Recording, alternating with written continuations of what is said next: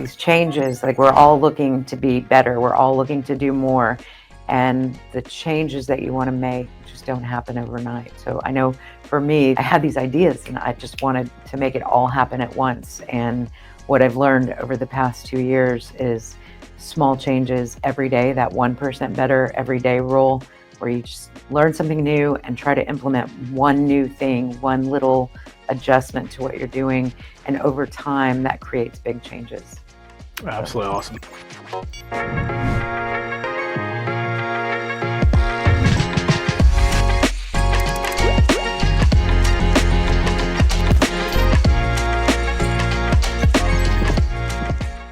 Hey guys, Wally Elibiary. All right, so what is 24/7 mindset? Most times when you hear 24/7, you're thinking what? 24 hours a day, 7 days a week, just grinding, hustling. I learned over time, a 24-year career in mortgage and multiple other businesses that I own, is unfortunately, you'll get burnt out. I became an absent father, I became an absent husband, and I became a poor business leader because I was trying to work 24 hours a day, 7 days a week, trying to build a business, maintain a business. When I learned how to work smarter, not just harder, by doing things the best way it could be done, instead of just simply doing my best, I learned how to work only 24 hours a week, 7 months a year, while I got paid from the business residually 24 hours a day, 7 days a week.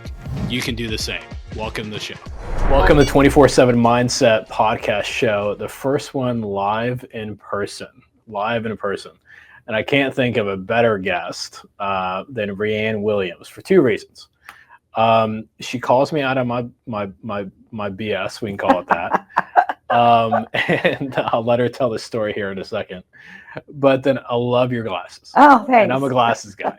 So absolutely. So welcome to the show. Thank you. So much. Thanks for having me. I'm so excited and honored to be your first guest here live. Well, so I'm sure the viewers are questioning, like, what BS did you call Wally out? So I'll kind of start off, and she checkmated me. I don't know. I haven't fact checked you, but I'm going to have to take your word for it. Yeah. But it was, I think we shook hands or we met at a 24/7 Mindset event. And I said, hey, very nice to meet you. And you're like, listen, Yahoo, I interviewed with you like years ago. And I'm like, so. We all have many lives in the mortgage business, right? So. Yeah, it was too funny. You give me grace. Hopefully you forgive me by then. I have, for sure. Yeah. Well, too funny. Yeah. Well, awesome. So when was the first time you heard about 24/7 Mindset? Probably just a few months ago. Really? I think somebody on your team reached out and invited me to an event. Okay. And I was excited to come and brought my broker along with me. Yeah. She's a great mentor to me as well. And so Crystal's amazing. Yeah, and I knew you, she knew you, and you knew her. So yeah, she was one of the first people that came to the 24/7 Mindset event and back in like late 2023, early 24. And very, very poised, very professional, very well put together. And then we grabbed a coffee afterwards. She came by the office and she sent me a handwritten note. I still have a handwritten note in my office. And I got yours, which was really awesome. Good. So is that like a company culture to send that handwritten notes, or is that just you and her? I don't know if it's a company culture as much as it is just, I probably learned a lot of that from her. Yeah. She's always been good like that.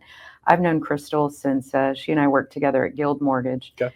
And I was one of the first Guild Mortgage branches in Dallas. And when she came onto Guild, she came to my office for training just on Guild systems and such. And she was there with me and my team for, I don't know, maybe a week. And then like a week after she left and kind of was out on her own, she delivered like a big box of chocolate dipped strawberries for us. And I just remember thinking, that was so thoughtful. It's not just, a thank you card, although that's nice too. But yeah, she's just a very thoughtful, considerate person. And it's great to be mentored by somebody like that. Absolutely awesome. Sure. Absolutely awesome. So how long were you in the retail space, and talking about what exposure, your journey into the broker space? So I started off actually in the broker space in 2001. Okay. I started in the business in October, right after 9/11. I was previously an IT recruiter in the telecom space. And of course, all the people I had out on billing got let go after 9/11. And so I knew a guy in the mortgage business who was always trying to recruit me to come over. And I thought, mortgage lending sounds so boring. I want nothing to do with that. But I eventually, when I had no more people out on billing, I agreed to, yeah, it's time for a career shift. So I started off in the broker space with, his name was Mike Harrell. Okay. And at the time we worked for a company called Advantage Investors Mortgage. And Mike Harrell ran a call center that was a sweatshop. Yeah. And I think it was an office full of about 30 guys and me. Okay. And so it was truly, sink or swim kind of thing. Mike was, he's a great mentor, and I'm very grateful to him for giving me the opportunity and sort of the shove into the mortgage business. But he ran that call center like a sweatshop. It was, there were sirens and bells going off if there were calls in the queue. And, but I took to mortgage lending like a duck to water. It was definitely, I knew within a few months it was my calling, because it's, I'm kind of a math nerd and I enjoy numbers, but I'm also very much a people person. Okay. And so it was difficult for me to be trying to do sales, just sales, but it was also would have been difficult for me to do something like accounting. Okay. So it was just the perfect marriage of, the things I love to do. And I got in October of 2021, and in 2022, I was the top producer in that all male call center, and won loan officer of the year for the call center. And I just kept going, and it was great. Then I left that broker shop and went to, I think, prime lending for a while. I've been to a lot of different places, but for the majority of my career, that first year and a half to 2 years, I was in the broker space. And then for the next 20 some odd years, I was more in retail banking. And I had a lot of great opportunities and just got a little bit of a taste for the broker space about a year and a half ago. Yeah. And started seeing what could be done, seeing the pricing that was so much better. Yeah. As a loan originator, we can make a little bit bigger piece of the pie because there's not so many levels of middle management and, all the things that have to be paid for. But I've been officially a broker now for 1 year. Since June of last year is when I made the official changeover. Would you ever go back? Never go back. No, Never go back. I'm 26 years in the business, started in 1999. And then the last 2 years being the broker space, and I would never go back. I think for the fact of being able to quote an interest rate in the broker space and have such utter confidence, knowing that your rates are really aggressive rate. And even if I welcome people shopping now, but when I was in the retail space, you're always selling value and service and all these other things. Now in the broker space, we still sell value and service, right? And that's just who we are. But the amount of confidence you have in the broker space when you quote an interest rate, and there's also so much other profit. Yes. I can see as a younger loan officer, you need to be in retail because you need that leadership or support, or you need someone to put the tracks for you to be able to follow. But now 47 years old and 46 years old. You're trying to age yourself. Yeah, I know. 46 years old habits and understanding what to do. I could never go back to the retail. God willing, I don't have to. Right. But it's been a great journey in the broker space, and now we're brokerage, so we're mini correspondent also. And I think it's been pretty neat to be. I call it, so it's entrepreneurial when you obviously run and you're the CEO of the company. But what's beautiful about in your position, it's entrepreneurship. And a lot of amazing books out there. And what I love about it for you and all loan officers is it's like you're building a business within a business. Right. You got your own P&L. You don't need to ask daddy or mommy for a concession. You can make as much money as you want to make on a loan, and the ability to be able to make your own decisions is huge. Right. Yeah, and use my own brand, which I've had this Dallas Mortgage Girl brand for 15, 18 years, something like that. But it was just an afterthought. I couldn't Yeah. really use it to market myself, and I've really enjoyed Talking getting to about the use that. vision of the brand. So Mhm. let's fast forward 3-5 years from now. What is Dallas Mortgage Girl about? Well, so I think kind of going back to when I got into the mortgage business, my initial thought about it, because I didn't know anything about mortgage lending, was that it was stuffy banker. There's not a lot of personal connection to people. Yeah. And at several points in my career, when I was operating with an amateur mindset, it's not easy to do what we do. It's a lot of pressure, a lot of difficult situations that we have to manage. And so many times throughout my career, I had considered switching gears and doing something different. And then probably about 5 years ago, I had a mindset shift that really showed me, in my own mind at least, that what we do is change people's lives. Yeah. And there is something altruistic about it if you approach the business that way.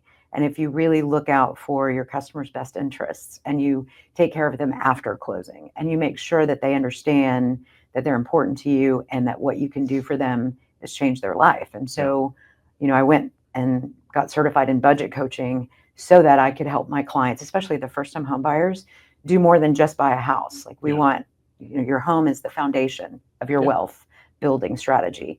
And so being able to teach people that and coach them on how to utilize their mortgage as a financial tool, not just the thing that helps them get the house. Yeah. And that's really what I want to grow on and expand on over the course of time. I'd like to become, known for, yes, I can help you buy a house. Yes, I can help you get cash out of the house you already own. But more importantly, I want to help you financially strategize so that there's long-term benefit to what I'm doing for you, creating wealth for people. So that is my vision, for sure. Awesome. I love it. So you texted me over the weekend. You actually told me a minute ago also that you finished reading 24/7 Mindset. I did, just this morning. Awesome. I wanted to make sure it was done before I got here. I love it. So but one of your texts earlier in the week, it was that you had a lot of questions. Mm-hmm. From memory or from your thought, what are some questions that came across from the book that you were like, okay, how do I implement X, or where can I help add value to your business? Well, I think so I'm in a growth phase. I think for the majority of my career, you can be a pretty mediocre producer and create still a pretty decent living, right? But I kind of had this aha moment when I turned 50, that, I don't really want to be working when I'm 80. And so I really need to kind of dig in and get serious about this. So I started thinking about building a team. And building a team is something that is overwhelming to me because I've done it before unsuccessfully. And not that it was all unsuccessful. We had plenty of great successes within that team, but eventually it fell apart. And it was because I wasn't being a great leader. And so, the main thing for me is there's so much information. One of the stories in the book that really resonated with me was the story you told about how you were eager to talk about how many books you'd read in the year. And then you get called up on stage. Eric Thomas. And the guy says, what's 16 things you implemented from these 16 books? And, that's what I've been, the last few years, I've been in this just sponge mode. Like, I want to soak in as much information as I can from as many different sources as I can. And I have failed on the implementation side of things. So I think probably the biggest question is just what's that one first step in team building? I've got somebody in mind that I'm hoping to bring on next week. But I really don't have, a set job description, right? I'm a bit of a control freak. I wear a lot of different hats, and relinquishing power is difficult. I don't know if it's an ego thing as much as it is just I want it done right. And as your book says, there's, the best way you can do it and the best way it can be done. And I really want to focus on the best way it can be done. So outside of what I know and what I've experienced, I want to learn more about that first step, that first assistant that you hire. what does that look like? What do those job roles look like? Yeah, so 2013 and $36 million in fundings, solo loan officer. Disclosed my own loans, set up my own loans. I had a processor, but originated my own loans. I pre-qual my own loans, everything from A to Z. And then obviously, if you've read the book, you heard about the Alex story and the good Disneyland story. And you realize, okay, I needed help. I needed to build a team. And that was my biggest aha of like, how do you get that? Well, I failed 6 times hiring an assistant. And the 6 assistants that I hired that I failed with is because 2 reasons. One, I was hiring copies of myself because I like myself. And I learned I need to copy somebody that's opposite than me. 2, I'm not Jesus Christ, but I kept on hiring people that I try to save. If they can get them into my world, I'm so great at this and so great at that. I can help them build a career. I can help them do this. Before you know it, when you're hiring adults that need saving, they're just going to pull you down with them. Right. So when I look at it now is when I hire someone as an assistant, I hire my opposite. Where are my gaps? Where are my challenges? Where am I weak? And I have honest conversations with myself. So any assistant I hire has got to be phenomenal at grammar. One, because English is my second language. I'm dyslexic, I'm ADHD, and I also have dysgraphia. I can barely spell cat.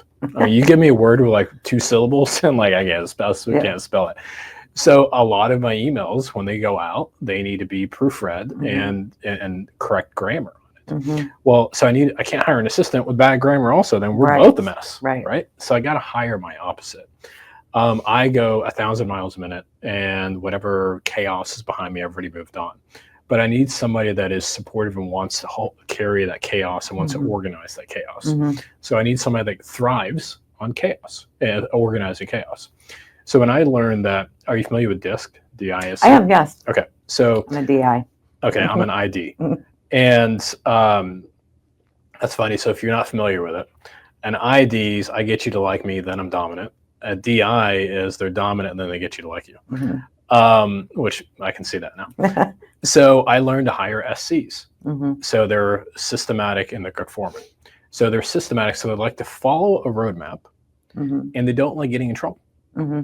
So when I took the time in 2013 to put together a roadmap, which was our model, and I put together standards, not suggestions, but standards, what someone would get in trouble on if they don't do it by the time frame that I did it.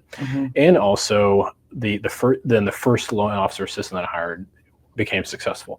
He was the nerdiest of nerd people all day long. I mean, he'd make a spreadsheet to go to the bathroom. But what made him so great for me is, I know you know how to make an Excel sheet, but he loved the systems. He systematized me. I would, instead of me, I would say, hey, say what I say, da-da-da. And he goes, yeah, I can't do that. So he started recording me. And before I knew it, a couple days later, he's got scripts printed out of what I said on a lead app, a high trust call, a lock call, talking to a realtor, doing a pipeline manager. And each action that I did, I'd work for 55 minutes. We'd write down what I did for 5 minutes and we talk through it. I'd work for 55 minutes. We take 5 minutes to talk through what I did. And he'd ask questions from it. And before I knew it, he had a script for every part of the process that I built out. He had a model, which is the breakdown of the steps for every part of the process that I did. And he had standards when I want something done by. So that was 2013, 2014, when you really hit out of the park, we did 45 million. So 36 million to 45 million, but we really hit it out of park in 2015. So 36 million, 45 million, 81 million. Wow. And then the following year broke $100 million in fundings. So 2016, $100 million in fundings, when 2013, I was doing 36. And 2016, having a quality, and 2015, having a quality of life, making over $1 million a year in income, but taking 20 weeks of vacation. And being able to mentally let go, because I had people back in the office that would give their right arm instead of getting in trouble, right? The SCs, and they had a model to be able to follow, and they were confident in their process and steps. What most people don't understand is when an SC has a system to follow and they have confidence in that system, they come across as a high D. And my mistake previously was hiring an assistant. I was hiring high Ds because I wanted the final outcome. But the recipe to my success is hiring SCs training them up with the correct scripting, with the correct models, with the correct timelines of the standards, and letting them off to the races. So you go fast forward in 2013, where it's solo loan officer doing 36 million. 24 months later, 2015, doing 81 million, and I had 3 loan officer assistants. And before you knew it, I think it was like in 2016, I was very unproud moment, but I put this in the book. I remember talking to an assistant of mine named Neil, and he was asked me how's recruiting going. And it was another mistake that I made, and I said, it's horrible. I can't find anybody as good as me. Oh yeah. And he thank God he's got a lot of wisdom. And his response is, can you find anybody half as good as you? I'm like, dude, they're everywhere. Yeah. Most egotistical, stupid thing I've ever said. And he goes, great. If you hire 2 of them, then they can do as much as you can do. You hire 3 of them, they can do 1.5 times as much as you can do. And I'll be the first to tell you, I mean, the year that, 2019 doing 100 million, then 2020, 150 million, 2021, 200 million, that amount of volume, those teammates were as good as me, if not better than me at doing loans. And I'll be the first to tell you, a lot of them were better than me at doing loans. But one thing that I know is a gift of mine is making it rain. The gift of yours is making it rain. The more you build a team around you to support you to be able to take those things off your plate, the more you can make it rain. I explained that well? Yeah, absolutely. I know Very I've good, thorough answer. What are some takeaways that you can take away from that you can actually implement?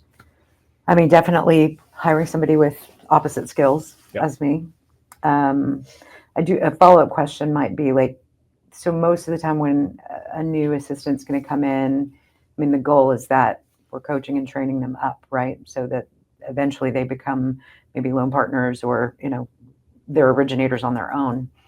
How much of that do you implement from the beginning? Like, do you start coaching and training them on origination, how to go out and create relationships and make it rain for themselves right away? Or do you keep them more in that role of just support? Yeah, I think most loan officers fail when they're hiring an assistant. And I break down an assistant 2 different ways. There's a defensive assistant and there's an offensive assistant. A defensive assistant takes everything off your plate that's non-dollar productive and allows you to go hunt.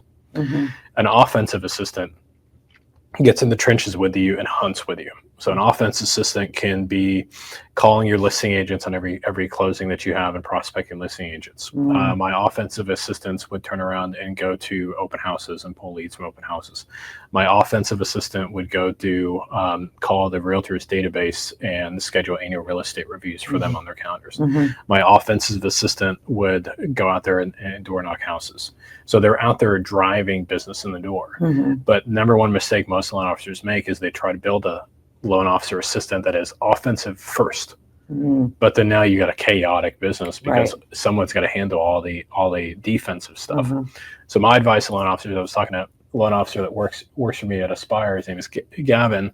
We're talking yesterday, and I said your number one priority is hiring an assistant in building your assistant to where it is they're in a defensive role first. Brock is also a loan officer that works at Aspire. He does about $3 to $4 million a month in fundings, and he's trying to get his business to the next level. He's doing $3 to $4 million a month in fundings with no assistant. Wow. Matt's another one that's doing about $4 million a month with no assistant. And what's great about both of them is they're listening to me. So they're hiring their first assistant now, but they're in the process of hiring a defensive assistant, getting all this stuff off their plate. Another gentleman, Aaron, joined our company. He was doing roughly about $1 million, $1.5 million back in 2024. Here in 2025, he's doing 6.3 million this month. What's super cool is for the last 5.5 months, we've worked on a defensive assistant for him, taking off everything and anything that's non-dollar productive activities off his calendar. That freed him up, and he's just making it rain. Us loan officers that are really successful in our lanes, we can make it rain, but you can't make it rain when your operations team is, hey, I need this paycheck sub, I need this for closing, or you're going to miss closing, or the CD's out. And I think that's a huge challenge in the brokerage space. And it's one of the reasons why we built our company the way we built our company. I call it the unicorn of mortgage. It allows you to have the wholesale pricing and all the programs in the broker space, but you've got all the support that you had in retail, from the processor partners disclosing your loans up front, the in-house processors, in-house, in-office here in Plano, on-staff, in-house closing and funding team that handles everything from A to Z. I think if you're a loan officer and you wanting to grow and scale, you have to have operational support to be able to do that. And unfortunately, I'd say 99.9% of loan officers out there do not have the operational support around them or the infrastructure or the culture around them to be able to grow and scale. Right. One thing I tell loan officers that work at Aspire, and as simply as this, I don't know if it's a good thing or a bad thing, but it's an honest thing, is Aspire is a mortgage company that's built by loan officers for loan officers. I worked at a lot of great mortgage companies, but sometimes the operations staff forgets that we're the ones that are out there slinging loans over the weekends. We're drumming up business. We're shaking every rock, looking underneath, and we're taking all the rejection. You're like, I need you to get my docs out. I need you to get this file submitted. Right. I can't miss this closing. Right. I can't spend weeks and weeks prospecting the listing agent on this deal and then tell him or her how great I am, but then we miss closing again. Like this doesn't work that way. Right. So, and I don't know. I mean, we'll wake up one day, maybe figure out I was right. Maybe figure out I was wrong, and all this pivot. So, but well, it seems to be working. For you. It's done okay. It's done okay. I've been to your house. Funny thing is, people would come to my house like, "Wow, the mortgage must be going what?" It's not. I mean, I was, you look at like cycles. One thing that I've had a lot of great mentors. So it started in 1999. The dot-com burst, in 2000 kicked my tail. The recession, 2007, 2008 kicked my tail. But I absolutely just crushed it and murdered it and through COVID. And I think most loan officers, unfortunately, bought more boats and bought more cars and toys. I built a pool. Okay. I was going to leave you out of it. But before COVID, 2020, I owned, Nikki and I owned like 61 doors. And we bought over 400 doors during COVID. Wow. And now get up to 9 apartment complexes. And the house you came to is paid by the apartment complexes, not just by mortgage. That's great. But I'd say the biggest thing, if you're looking at your business and trying to grow it, and when you were at my house at that dinner, what I was so impressive is how you organize your week and what you wanted to accomplish. But as successful as you are, you still had so much hunger wanting that next step, right? And when you look at that, or you took my course, the 6-Line Highway course, and you're wanting to build relationships with CPAs, financial advisors, family will attorneys, and you're wanting to focus on your database, the challenge that I see out there is if you don't hire a defensive assistant first that takes off all the non-dollar per active activities, you're just going to work more hours and kill yourself trying to get it off the ground. Do you feel the same way? Or? Absolutely. Yeah. Yes. I actually have a defensive assistant already who sort of helps me like contract to close. Okay. She's not a processor. She's sort of in between me and the processor, but she gathers docs, looks at them. She submits the loan, she sends disclosures. So I've got that in place, and she's the best. She's been in the business for 14, 15 years, and she's wonderful. So I'm set there, but what I'm missing is somebody to kind of help me with maybe more of the offensive. Okay. And that's kind of what this hire is more. So describe the hire. You don't need to give me the names, but are they more an ID, more a DI, more a DS? I asked her to do the DIS test and send it to me. I think she might have sent it to me this morning. I haven't had a chance to look at it yet, but she has a background as a project manager. Okay. So she's going to be a lot more structured and help me put systems in place, which is what I liked about her most. She has an MBA. Okay. Yeah.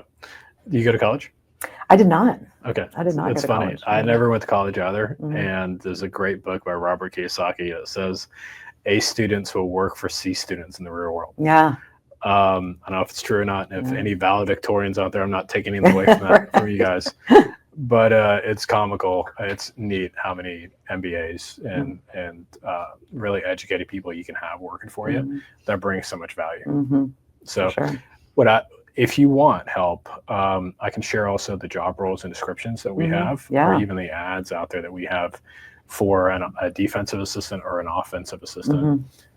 Do you have your model, your series of steps broken out, written out with standards? No, and that is a project that is ongoing right now. So I have sort of an outline of that, and that's what I've been working on, really focused on, honestly, kind of since I started reading your book. I was like, the systems is where it's at. It's got to be defined, and it's got to be the same on every transaction. So from the first incoming lead call Yeah. to funding and follow up after. Yeah. Like it's got to be the same. I every bet time. you any amount of money, if I sat down and shadowed you for a day, Mm-hmm. your lead to apps will have the same formula. Mm-hmm. Your high trust calls or your whatever call you do for it, like dreams and goals calls, Mm-hmm. your lock calls will have the same structure. Mm-hmm. You can't be successul and do those for 20, 30 years in Yeah. business. No, there's definitely a consistent- pattern. Yeah. It's just not well defined on paper. And when you look at it like, okay, so we recorded first me doing a lead app. Mm-hmm. And the lead app was, I get a referral from a realtor, I'm calling the client, and I'm getting them to apply online. Okay, so what is my formula? The first 15, 20 seconds, I try to say something funny and get them to laugh. Mm-hmm. And say, hey, something along the lines of, hey, Wrayanne, talk to me. Are you excited, nervous? How do you feel?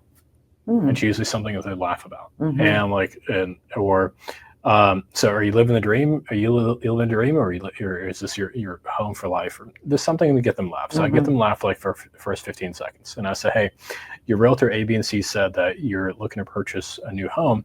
Talk to me a little bit about your timeline. What's that kind of look like? Okay, tell me about the house. I'm getting them to dream with me. Okay, did they give you, so let's just say they talk for like 2-3 minutes, and then the next format is, okay, did they give you the website address to fill out the application so I can work on the pre-approval letter for you? Mm-hmm. No, they never did. Okay, no worries. I'll shoot you a text right now with the website address.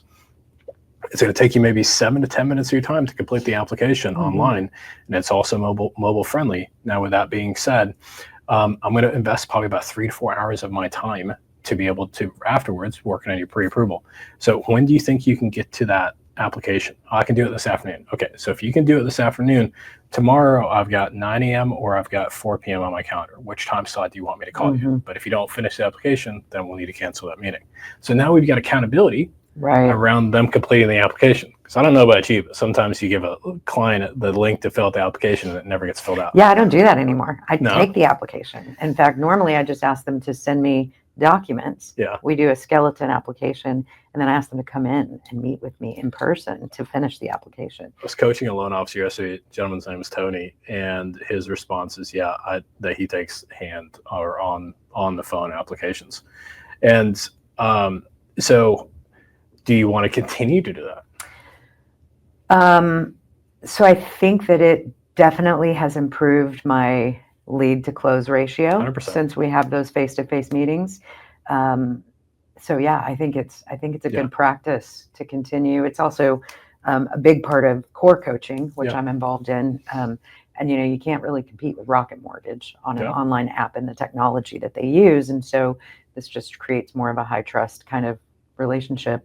So well, it's time consuming, but it's time consuming for sure. But would you rather a good question out there for the consumer or the listeners is, you can do it a model like mine, but you're gonna maybe capture 60, 70, 80% of the referrals that you get. Or if you take your handheld or handwritten applications or over the phone applications, you're probably going to capture 80 or 90%. So, and you're doing how much in volume right now? Ballpark? Well, this month I have about 4.5 Nice. in my pipeline, but I would say, like last year I did about 28. Okay. So let's just say 30, 35 or so this year. Yeah. I'd be curious to think either one of two things is going to need to happen. Either you need to have more hours in the day to focus on those application taking moments up front, or can the person that you're hiring do that for you? Maybe. Yeah. So for you to reduplicate yourself and be able to scale when you're teaching them, like I would teach them how to do a lead app and they'd get a client apply online. You teach them how to do a miniature high trust call with them and get the application over the phone. So whatever your process is, whatever your model is, have a systematic step-by-step process for it. Then for me to be able to let go of control, I need to have standards by it. When was ABC going to be done by, and how are they going to communicate back when the ABC is done? So for example, say an application, I talk to a client and they're going to apply online, but they haven't applied online. So then my assistant follows up 3 days in a row. It's a call, it's a text, and email, and they also update the realtor at the end of the day on all 3 days, and they put it into our CRM. That's their job portion of it. Why? Because I want the realtor to know that we're calling out those referrals. I want them to be able to use all three forms of communication: call, text, email. And then also I want them to put in our system so we can track it. I need those things done. I don't want to do those things, but I need them done to be able to run and operate an efficient business. And that helps my assistant be in better communication with my realtors. So then my assistant does the Monday calls with the clients, the Wednesday calls with the clients, and the Thursday calls with the clients. And I'm happy to go into what that means. The realtors already know who she is. And that allows me the freedom for her to make those outbound calls to the realtors, and the realtors still feel that I'm being engaged. And when you look at also scripts, and as her name is Madison, as involved as Madison is with the relationships with my realtors, the script is, hey, ABC Realtor, Wally and I were meeting this morning in our morning meeting. Wally wanted me to reach out to you and talk to you about A, B, and C. Wally's going to follow up and do X, Y, and Z. So every conversation with any of my realtors, her job is to name drop me 3 times. Got it. And that keeps me in front, keeps me in front, keeps me in front. And what's pretty neat about it is all my realtors now, not necessarily trained, but they're now accustomed to, if they need anything admin-wise, they go directly to Madison and leave me out of it. If they need anything offensive-wise, like calling a listing agent, doing a borrower commitment call, helping once a contract comes in, they're reaching out to me for me to reach out to the client. Love it. Yeah. Yeah, that's honestly my next question was, how do you train the borrower? Because my one of the struggles I have right now is that, people want to talk to me because the relationship is with me. And so once the file's in processing, in order for me to kind of step out of that role and let them take the ball and run with it, I don't copy me on emails, because otherwise I'm in my email all day. And so then the borrower calls me and says, hey, what's this email from your processor about? And I have no idea what they're talking about because I'm not in the loop. So it's kind of so our model is built differently. And this is right or wrong. This is how we do it. So our processors here are not allowed to send out a conditions list without actually calling the client first. Got it. So when they get a file, before they even submit it to underwriting, they're calling, the processor is calling to introduce themselves to the client. Hey, Mr. Smith, your file just reached my desk. It just got set up by Jennifer, or set up our processor partner. Now I'm going to put it together and I'm going to get everything submitted to underwriting. I'm not going to ask for any documentation because the underwriter is going to come back and ask for items anyway. But here, the next looks like underwriting is a 48-hour turn time or 24-hour turn time, whatever. Expect a phone call from me by Thursday, So once the file goes, so they've introduced themselves to the client. Once the file goes into underwriting, comes out of underwriting, our processors are trained to review the conditions with the client, with the loan officer first, make sure everything's, maybe sometimes the loan officer might have gotten a bank statement, they got emailed to them and that, but then allows them to, then the processor picks up the phone and calls the client and says, hey, Mr. Client, your file came out of underwriting. With that being said, here's a list of items, and I'll set you up on our document portal where you can upload the documents securely to us from there. Great. So it allows, but again, it's a mortgage company that's built by loan officers for loan officers. You go out there and you talk to like 99% of other mortgage companies, they're not going to do that. They're going to say it's a loan officer's job to do that. I position our operations team as an offensive tool, not a defensive tool, to be able to save me more time. So I'm not pulled back into my file with my conditions. Right. That makes good sense. I just called my processor this morning and said, maybe before you send needs list, give them a call so that they feel comfortable talking to you. So yeah, I'm a big fan of if this, then that. If anything happens, I'm like, okay, we're in the process. And I tell everybody on the team, it's not a human problem. Let's say like something falls apart. It's not a human problem. It's a model problem. So we're in the process. Do we skip a step of the process that created this problem for us here? We're in the process. If we did step 3 before we did step 7 or whatever, or step 7 before we do step 3, that if we move that up, then the problem never happens. So I'm always improving, innovating, tweaking the model and the system as the team, as a group, because we want to have less problems, which allows you to be able to do more business in the same amount of time. Right. Yeah, that's good. Yeah, the same 3 loan officer assistants that I hired that helped me go from 36 million to 81 million in 2013 to 2015 are the same 3 loan officer assistants that grew to becoming production partners that helped me go from 100 million to 200 million. No new teammates. It was just 4 of us helping it run the team. And the same 4 that was with us for 9.5 years. Wow. Yeah, it's great. But it was a team culture that we all matured together. We all learned together. We all improved the model together. We all improved the systems together. We all improved the technology together. And we built a culture that it was never, ever, ever, ever a human's problem or a human's fault that a mistake happened.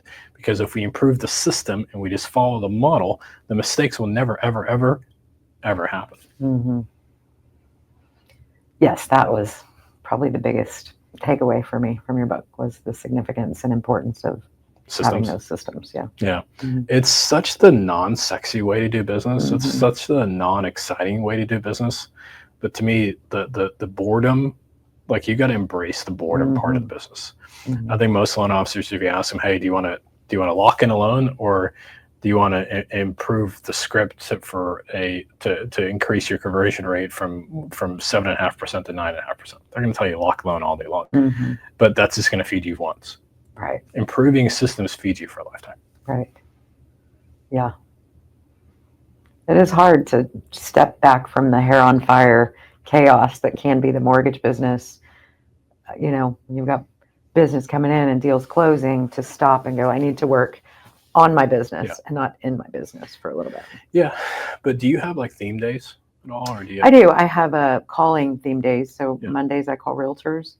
Tuesdays I call my current clients and give them an update on the file. Wednesdays I call prospects, anybody that, you know, is new coming in that I'm waiting on an app for or something. Thursdays I call my database. I try to call a letter of the alphabet. So everybody whose last name starts with A, there's 26 letters in the alphabet, 52 weeks in the year, which means everybody gets a call twice a year. Brilliant. And then on Fridays, I do my VIPs, which would be wealth partners. Okay. Mm-hmm. Yeah. That was after you left dinner at my house, whatever, a few weeks or a month or so ago. I remember talking to Nikki, and that was one of the things that was most impressive, was your organization. It's very much a core coaching strategy. 100%. That's where I got it. Yeah, but you have a model, you have a system for outbound reach, right? And since I started doing that, which has been February of last year when I started, and my business has 20-30% increased. I bet it will. And that will just take you to the next level. What I was going to say around that is, when you look at that, what would your world look like if for 4 days of the week you worked on mortgages? 1 day a week you worked on your business. So Monday through Thursday you're doing loans. I would not be doing nearly as many loans. You think? Right? Really? If I was working only on loans and not making the calls, is that what you're asking? No, I mean, like, so if there's 5 days in the week and you're working on loans and bringing loans in 5 days in the week, I had the same challenge trying to grow and scale. But as I got assistants to give me back my time, let's just say an assistant gave me back 4 hours of my week. I would spend 2 hours of my week improving my systems and models, 2 extra hours of my week prospecting. Yeah. So I'd be able to get more loans and I'd have an ROI on that time, but I still dedicated 2 hours of my week to improving my systems and models. Yes. So, and then let's say you fast forward 60 days from that time, and that assistant has matured in their role, and they go from giving you 4 hours back a week to 8 hours a week. Okay. Spend 4 hours of the additional prospecting, spend 4 hours improving your systems. Right. Improving your scripts, improving your models. And before you know that, what will happen is, say 6 months goes by, a year goes by, that 4 hours or that 8 hours, now it's, you know, a full day.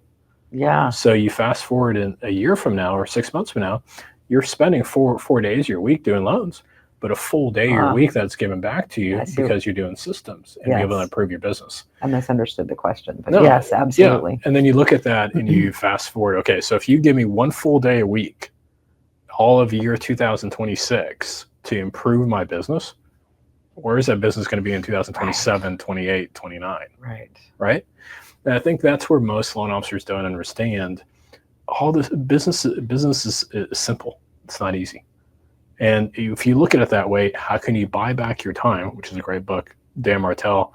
How do you buy back your time through human leverage? In the book, I taught there's 3 types of leverages: human leverage, systems leverage, and technology leverage. I hired humans, I taught them the system, and I used technology to keep them accountable. That's it. Yeah. That's all I did. I hired humans that fit the role, SCs. I created a model that gave me back my time and produced revenue for me in the business. And I taught them that model. Then I used technology to keep them accountable. That's all I did.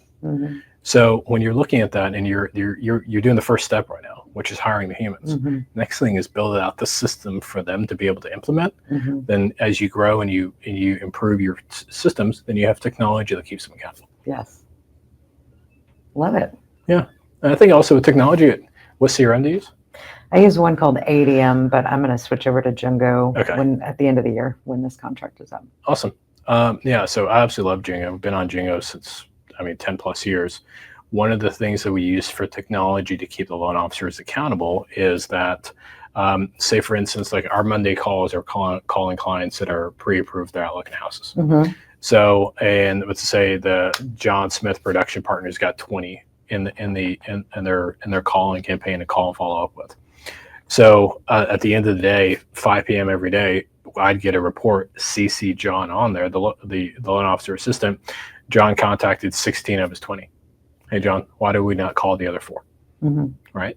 Or when he spoke to the 16, what was the latest and greatest? Are they out making an offer out? So I use technology to be able to track their outbound dials.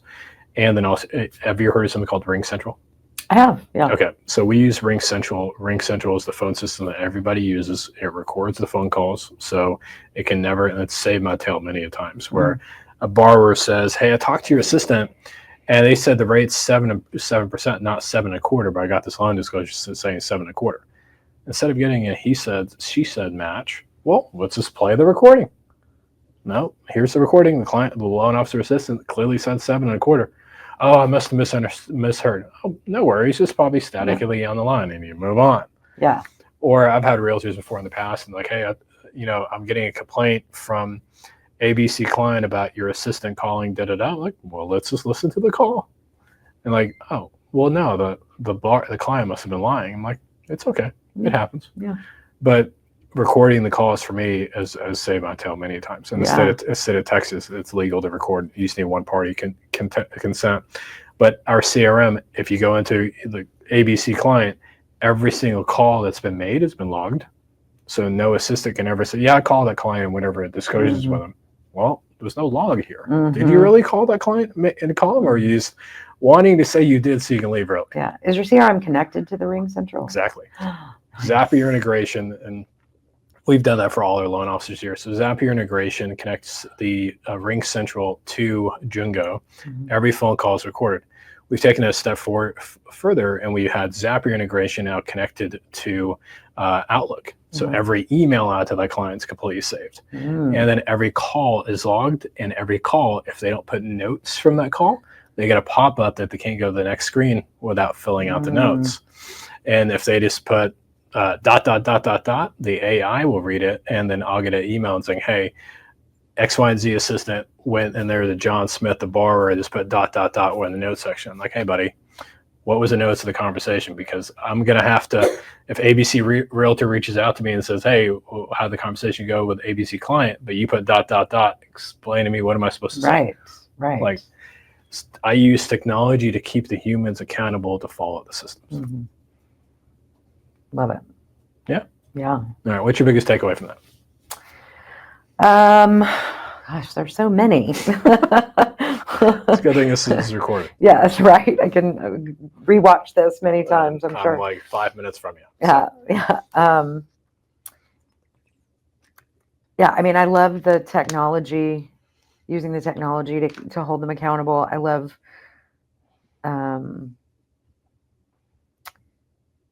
do you find it a perception in the past out there that I've talked to loan officers is, Wally, you're not fun, or you are you're like a robot?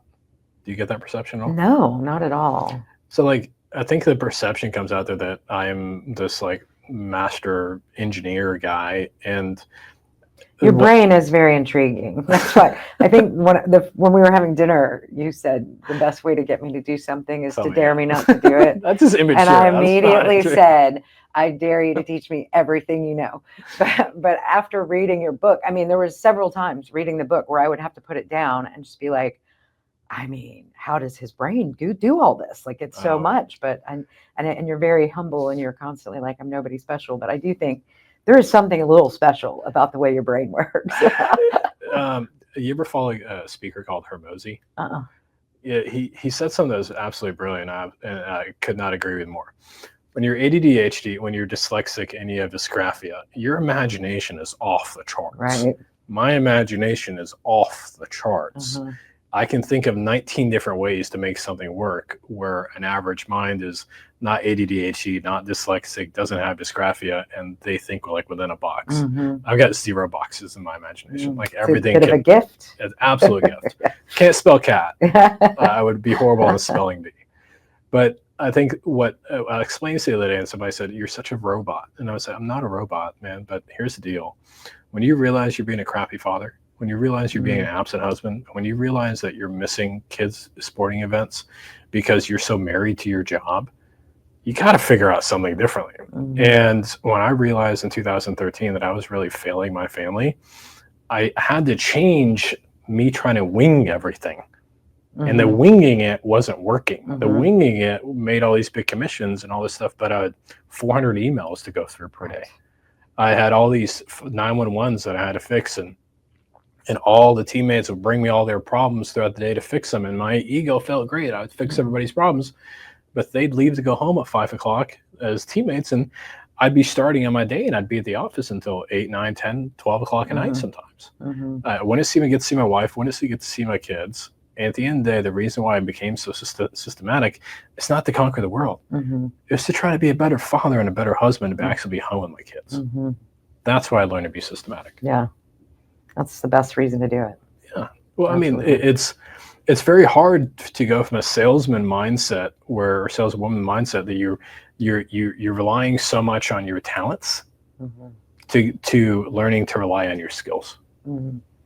And I think for you to be able to make the transition to the next shift, the next Wrayanne 2.0, you've got to learn how to make an income off your skills, not necessarily just your talents. Yeah, that's good. That's good. My mind's swimming. Sometimes I hear I'm too much, which not too much, just enough. Just enough. All right, so Zoe, I can't see that far, but there are any questions or more like celebrations? They're all celebrations. Okay, awesome. Well, thank you everyone for being honest with us live here. I would say, so are you excited about tomorrow's event? I am I'm excited, and I'm admittedly, I do social media. Okay. I do nothing on LinkedIn. Okay. So, I mean, I'm eager to know how I can implement that too. I think I'm really excited about LinkedIn and sharing with that, just because it's been like the secret weapon platform. And to me, simply because I am more of a serious person, if that makes any sense. And LinkedIn appreciates someone's professionalism. There's no one on LinkedIn dancing. Right. There's no one on LinkedIn doing these TikToks and reels and stuff, and that's just not me. But I share wisdom or knowledge or experience on LinkedIn, and it produces relationships. Okay. And then also what's great about LinkedIn, it's a platform that you're supposed to connect with people. You're supposed to send them messages, and you're supposed to engage with them. So it's been really great and easy to be able to get in relationships with financial advisors, CPAs, family will attorneys, insurance agents, because they're professional services. It's like this untapped place to get in the relationships with professionals, versus, how engaging your TikTok reel is, which is not really me. Right. Yeah, it's not really me either. I mean, I'm fun, but I'm also a grandma. So it's like, it's really hard to compete with the stuff that's out there on, especially TikTok. It's, my kids think Facebook is just for old people now, but I erased my TikTok during COVID, and I've never got on ever since. And I caught myself literally, I think it was like 4.5 hours later, just going through it. I'm like, this is like a drug. I gotta get off. Yeah. So I canceled it. Right. It is entertaining. It is entertaining. It can suck you in for hours and hours. All right. So we can wrap up, but biggest takeaway of the day. What's your biggest takeaway? Then I'm going to also ask you, what is the biggest number one thing I can help you implement? For sure, for both of those things, I would say systems. Like I just, I have an idea. I'm a big fan of using AI a lot to help with these thoughts, because I think the way my brain operates is very big picture, Okay. and you have to get pretty granular to put a system like that in place. And it's hard for me to come down to like, okay, what's the next step? Like, I know where I want to go. I know what I see this looking like, but that next little step to take. And so I think that's both my biggest takeaway and probably my biggest challenge moving forward. Yeah, I'm a big fan of, and there's a gentleman in Oklahoma City named Cody Hardrich, and back in like 2011, we're golfing together, and he was talking about his high conversion rate from like lead to app, and he goes, "My secret weapon is I say, all right, the next best step is," Mm-hmm. and I'm like, I am so stealing that. Mm-hmm. So ever since 2011, I'd always say, all right, our next best step together is X. Mm-hmm. So I love that you said that. Number one. Number two, I would say the next best step for you is have your assistant that you have now, the defensive assistant, Mm-hmm. watch you work for 50, shadow you for an 8-hour day. Mm-hmm. Watch what you do for, and I put this in the book, watch what you do for 55 minutes, Mm-hmm. write down what you did for 5 minutes, talk Mm-hmm. it through. Work for 55 minutes, write down what you did for 5 minutes. Work for 55 minutes, write down what you did for 5 minutes. Then after that, take 3 highlighters. A green for dollar productive activities, a yellow for non-dollar productive activities, and a yellow for a dollar productive activity leading you to dollar productive activities, and red non-dollar productive activities. What did not make you money? Go through your day and figure out where are you doing tasks that are not making you money. Mm-hmm. That becomes your assistant's roles, adds to the current assistant you have or the new assistant that you're Mm-hmm. going to be hiring.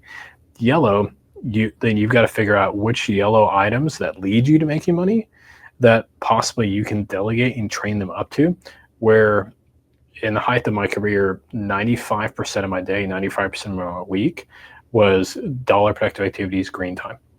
And that's why my hourly wage, I mean, I wrote it in my book, it starts at $79 an hour and then it goes over $7,000 an hour because Right. 95% of my day was dollar productive activities because I kept on doing that task on a quarterly basis. I kept on looking at my calendar on a quarterly basis. What was sneaking into my calendar that was non-dollar productive activities, and every single time something would sneak in, it would become my Mm-hmm. assistant's job roles. It was like my calendar became like a repellent of non-dollar productive activities. And the more that my assistants took on that are non-dollar productive activities for me, the more money they got made. So if I can delegate a task and pay someone $100 to $100 bonus per hour to go do, but it frees me up to go make $3,000 commission, $4,000 commission, $5,000 commission, I think it's a pretty darn good ROI, Mm-hmm. right? But loan officers have not learned to think that way of like, okay, how do I buy back my time by analyzing my day of what I needed, what I do where, and analyzing my calendar, and then that becomes my assistant's job roles, and Mm-hmm. and I handsomely pay them a bonus to take those things off my plate, Mm-hmm. which gives you back your time. Got it. Yeah, that makes good sense. And I do remember reading that in the book, the 55-5 rule. Yeah. I was a smart aleck once on stage with Todd Duncan, and he said, "Yeah, that makes sense." I said, "No, Todd, it doesn't make sense. It makes dollars." he just rolled his eyes. He's like, "You're an idiot." I love Todd Duncan. Todd Duncan's awesome. Yeah. I was so super duper fortunate. I met him when I was 19 years old. Wow. The first year I got in the mortgage business, CTX Mortgage, Mm-hmm. and he was just a dream. He a great mentor, a great friend for 2 decades. For goodness Nice. sakes. So he's awesome. So I haven't met him in person, but I've seen him speak. Yeah. I've been to his events. So. super duper tall. Mhm. I'm 6'2" and he's probably like 6'5" maybe. Wow. But yeah, he's a bundle of fun, but just so much wisdom. Yeah. So much wisdom. Yeah, for sure. Very Awesome. inspiring. All right, ready to wrap up? Yeah. All right, so look at that camera, give them your closing thoughts. So Closing thoughts. So loan officers are out there, they're inspired by you. They what would you tell them for them to go out there and crush it right now? I think the biggest piece of advice that I could give anyone is that, these changes, like we're all looking to be better. We're all looking to do more. And the changes that you want to make just don't happen overnight. So I know for me, the thing that I struggled with for the majority of my career was that I had these ideas and I just wanted to make it all happen at once. And what I've learned over the past 2 years is small changes every day, that 1% better every day rule, where you just learn something new and try to implement one new thing, one little adjustment to what you're doing. And over time, that creates big changes. Absolutely awesome. That reminds me of success in business is a crock pot, not a microwave. Mm-hmm. And there's a great book by James Clear called Atomic Habits. Yes, I've read it. It's great. And it talks about how just focus on improving 1% a day. Mm-hmm. If you focus on improving 1% a day, Mm-hmm. 71 days from now, you're 200% better than where you were. Yeah. I mean, chew on Right. that. Less than 3 months, Yeah. you're 200% better than where you were from there. Yeah. So, Yeah. all right, guys, thanks so much for your time. Thank you. And we'll see you soon. Thanks for having me. So thank you so much for listening today. It means a lot you took time out of your day. I don't take that lightly. Understand very clearly that you're very busy. With that being said, if you want to continue your journey and learn more about 24/7 Mindset, if you're on Facebook, which I'm going to guess you are, then go to 24/7 Mindset on Facebook and join the private community. I do coaching tips on there on a daily basis, but from scripts on there to systems on there, models, and the ability to be able to grow and scale a business while you have a quality of life. Hope to see you there.